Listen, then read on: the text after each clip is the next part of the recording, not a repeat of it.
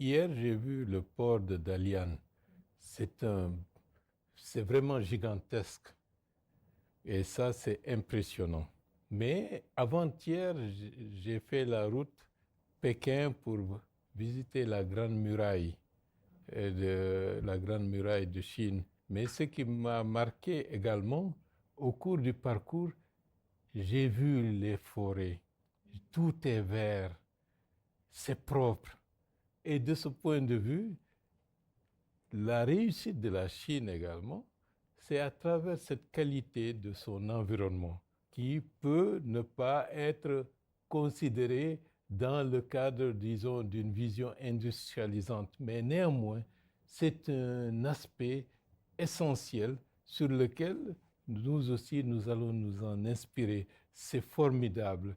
La nature est très belle et l'industrialisation ne veut pas dire destruction de l'environnement. Les deux peuvent être bien encadrés, bien convergentes pour qu'il y ait industrialisation d'un côté, mais qu'il y ait aussi la préservation de l'environnement et le développement de cet environnement pour que l'homme, l'être humain puisse vivre dans un cadre tout à fait harmonieux.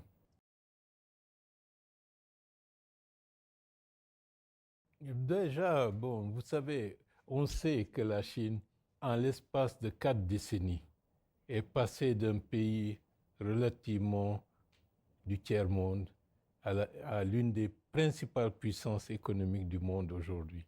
Dans l'histoire de l'humanité, de voir un changement aussi spectaculaire.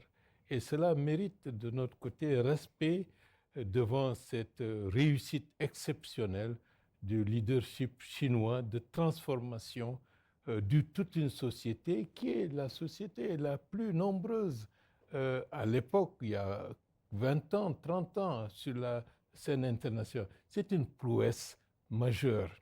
Et de ce côté-là, nous aussi, nous allons pas à pas. Je ne dis pas que nous pourrons faire les choses à la même vitesse que vous, mais nous allons nous en inspirer pour avancer et satisfaire les besoins de nos populations. Ça va restaurer notre sentiment de fierté nationale et le sentiment d'être, disons, en phase avec l'évolution de l'humanité de manière générale. Et pour le continent africain, plus de considération de sa contribution au développement de l'humanité par rapport au reste du monde.